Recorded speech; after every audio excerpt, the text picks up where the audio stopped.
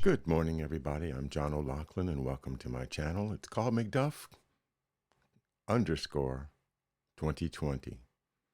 And this is my backup channel, but I kind of like the freedom that I have here on this channel because it's small, but it's new, and I don't feel like there's this ball and chain following me around with my old videos, because what happened on Kennedy's Man to Smash the CIA.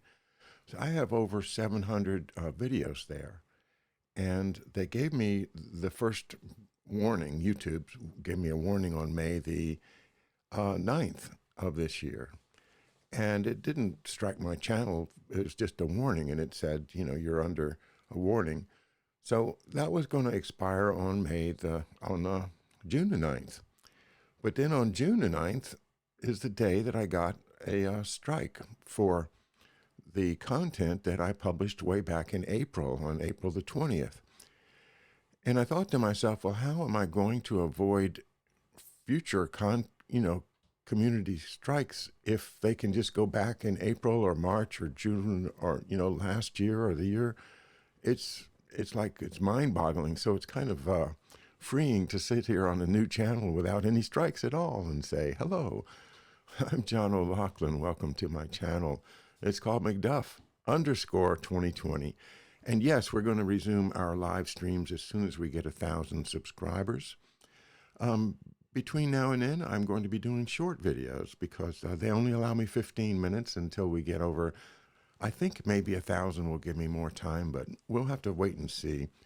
Anyway, let's keep the lamp lit for justice, for liberty and freedom.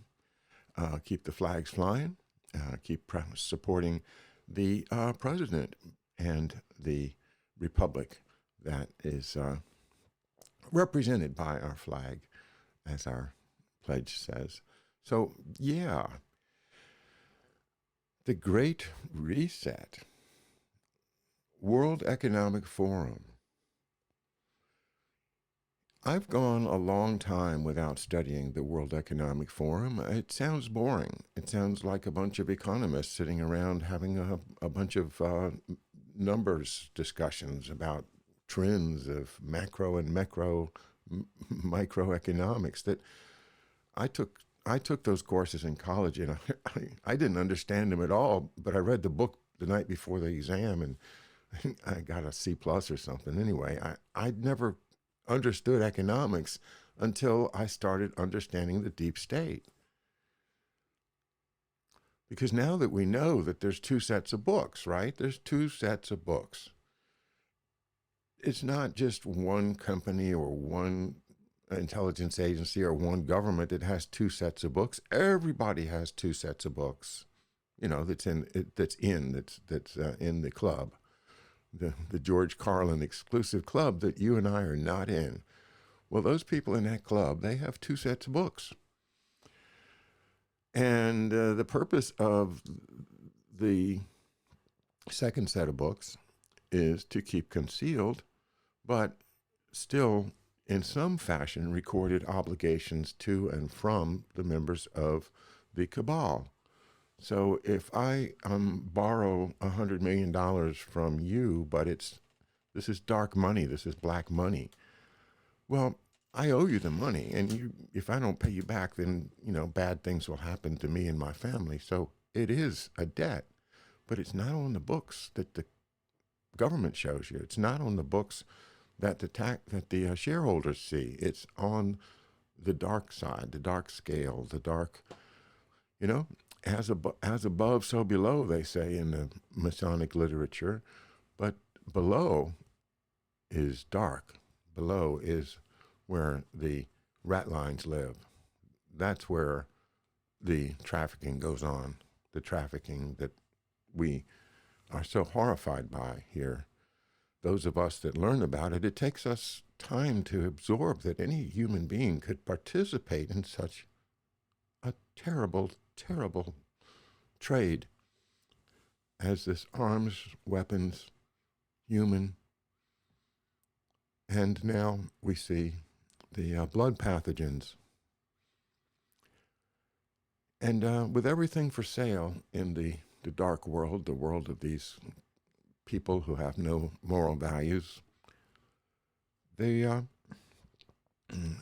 they still have to keep track of who owes who what. So that's why I say there's two sets of books, and a simplification of our last, the times of our lives has been to be grabbing as much money from the official economy as they can and then stuffing it in their pockets in a dark way where it can never be found. And so they have shell corporations. And, you know, I think Martin Bormann created like 700 or 900 shell corporations to send the money back and forth and back and forth and around the world in a way that nobody could trace it. Kind of reminds me of the military grade Blackberries, these cell phones that George Webb talks about. They're so sophisticated that nobody can break into them.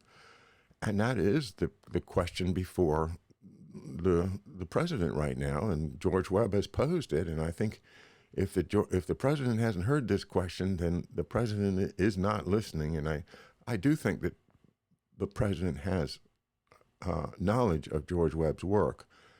So I would say, Mr. President, you've got to crack these blackberries.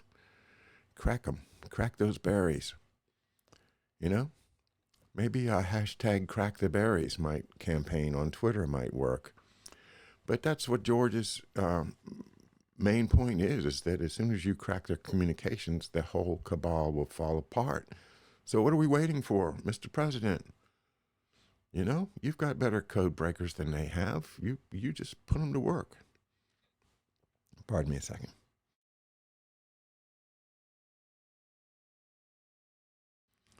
All right, I forgot to bring my coffee in here. I wanted to make sure and have a show for you this morning here to post close to 11 o'clock. And I really wanted to talk a little bit more about the Davos and the World Economic Forum that meets at Davos, Switzerland every year. And if you go to the World Economic Forum website and you look at something called the Great Reset, well, that's what they're trying to, shove down our throats right now, courtesy of the media.